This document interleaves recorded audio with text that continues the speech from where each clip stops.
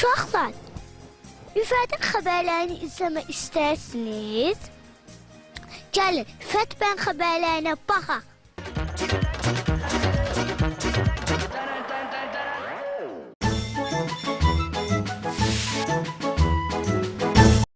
Salam, əziz dostlar.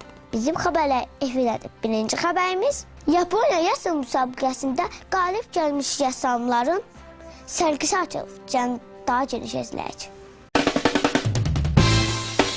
Sərgidə 3 yeniyetmə rəssamın Cavidan Əhmədovun, Məhəmməd İsmayılovun və Nərgiz Əmiraslanovanın əsərləri nümayiş olunur.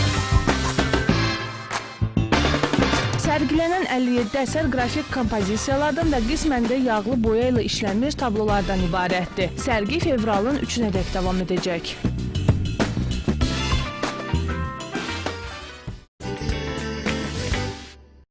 Həmrəssamımız Fərhad Məmmədov rəsm müsabiqəsində qalib olmayıb. O, öz yaşları arasında şahmat birincisi olub. Cənizləyək. Bu yaxınlarda Şəmkirdə 16 yaşadək oğlanlar və qızlar arasında şahmat üzrə Azərbaycan birinciliyinin seçmə yarışlarında 8 yaşlı Kürdəmir şahmatçısı Fərhad Məmmədov yüksək nəticə əldə edib. O, 9 oyundan 7 qələbə və 2 heçeçə ilə 8 xal toplayaraq həmyaşıdları arasında birinci yeri tutub. Balaca şahmatçı iyun ayında Bakıda keçiriləcək Azərbaycan birinciliyinin final oyunlarına vəsiqə qazanıb. Fərhad Məmmədovun bu uğuru onun valideynləri və yaxınları, rayon idmançıları, Kürdəmir şəhərinin ictimaiyyəti tərəfindən sevinclə qarşılanıb. İsveçrə sistemi ilə keçirilən və 9 turdan ibarət yarışlarda Respublikamızın 53 rayonundan 353 şahmatçı iştirak edib.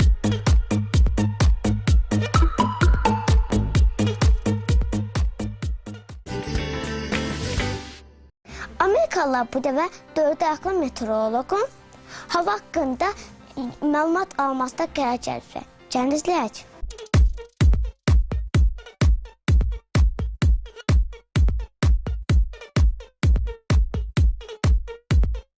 Bugün Amerika Birləşmiş Ştatlarında və Kanadada Marmont günü qeyd edilir. Bayram günü sincablar fəsiləsinə aid olan bu heyvanı yuvasından çıxarır və onun özünü aparmasına uyğun havanın necə olacağını proqnoz edirlər. İnanca görə, əgər Marmont öz kölgəsindən qorxmayaraq yuvasından çıxsa, deməli yaz gələcək.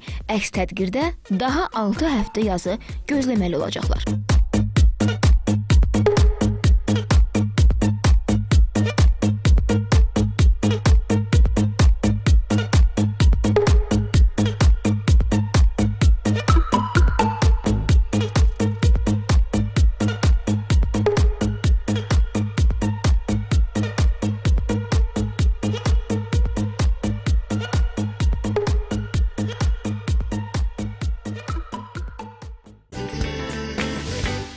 MDB ölkələri arasında və Şərqi Avropa ölkələri arasında ilk dəfə olaraq məhz Azərbaycanda qeyd olunub. Cənizləyək. Hə dostlar, 2 fevralda Azərbaycanda hansı gündür? Gəlin öyrənək.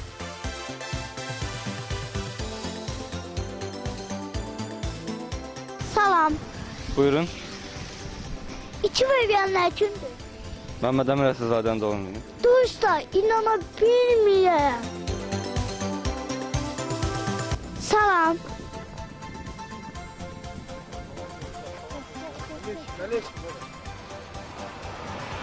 Görünür, polisdə bilmədiyi üçün qaçdılar.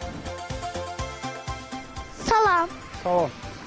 2 fevral nə gündür? Gündə, Salam. Əleyhissalam. 2 fevral nə gündür? Tələsən, mən gedib bağışlayın. Görünür, dostumuz bilmədi. Salam. Salam. 2 fevral nə gündür?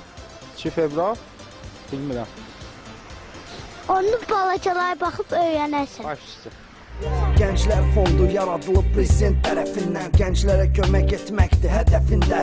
Ayrılır qrantlar gənclərə kömək üçün.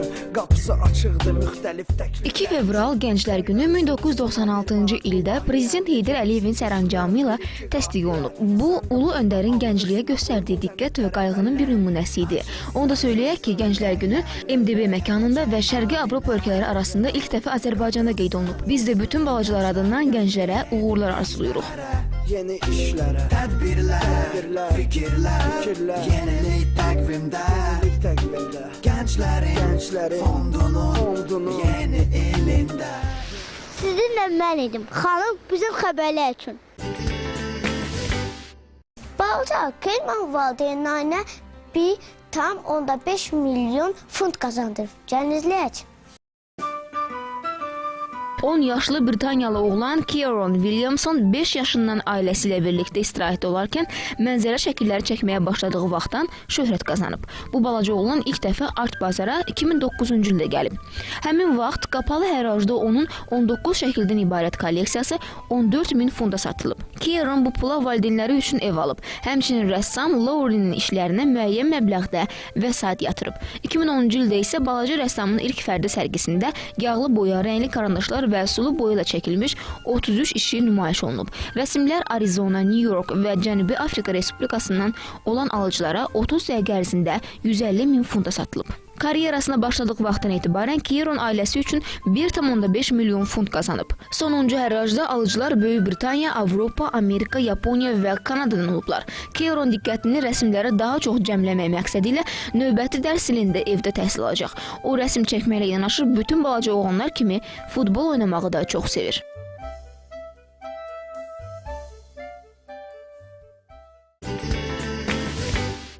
Uşaqlar, bu balaca qızcığa Kelman kimi valideynlərinə xeyir verməyib.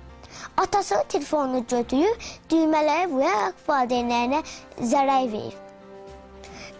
İnanıram ki, bunu izləyən valideynlər bir daha uşaqlarına telefon verməyəcək. Gəlin izləyək.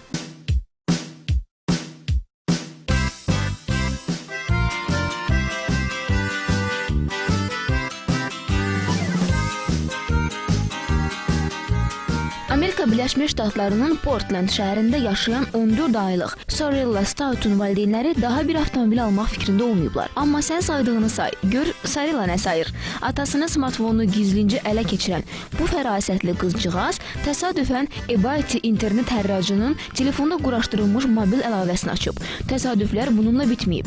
Dəcəl körpə düymələri nizamsız şəkildə basaraq 1962-ci ilin istehsalı olan Austin Healey Sprite retro avtomobilinin alınmasına dair saziş bağlayıb. Sarilla'nın hədiyyəsi valideynlərin büdcəsinə elə ciddi maddi ziyan vurmur. Pis gündə olan bu maşın Stoutlar ailəsinə cəmi $225 başa gəlir. Ancaq vəziyyət daha acınacaqlı ola bilərdi.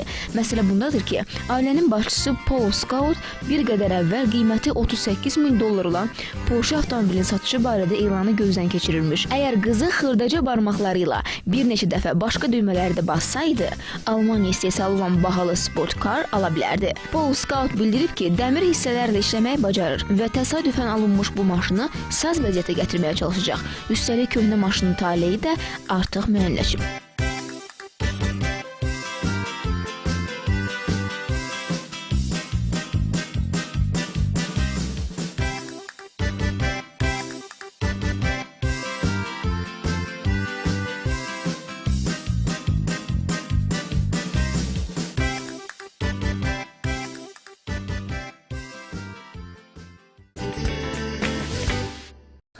Uşaqlar, yəqin ki, Xəzər dənizində üzən nəhər ördək yadınızdadır. Dünyanı səyahət edən ördək haqqında daha ətraflı.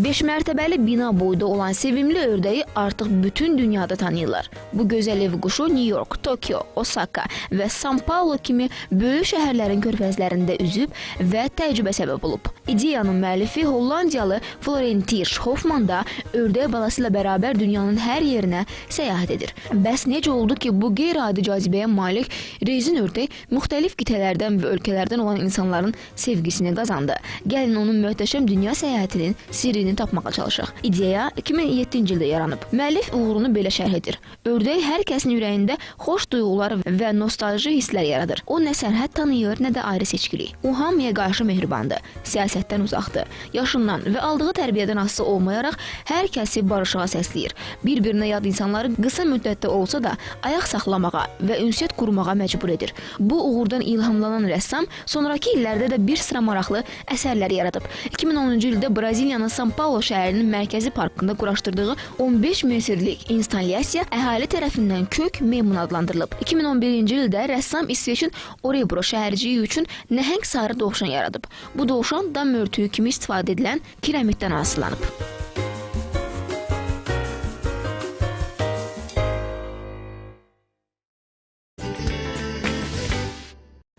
Uşaqlar, bu günlük bizdən bu qədər. Həmişə bizim xəbəri izləyin ki, uşaq dünyasında nə baş verdiyini biləsiniz. Sizinlə mən idim, Fət Yaqublu. Sağ olun.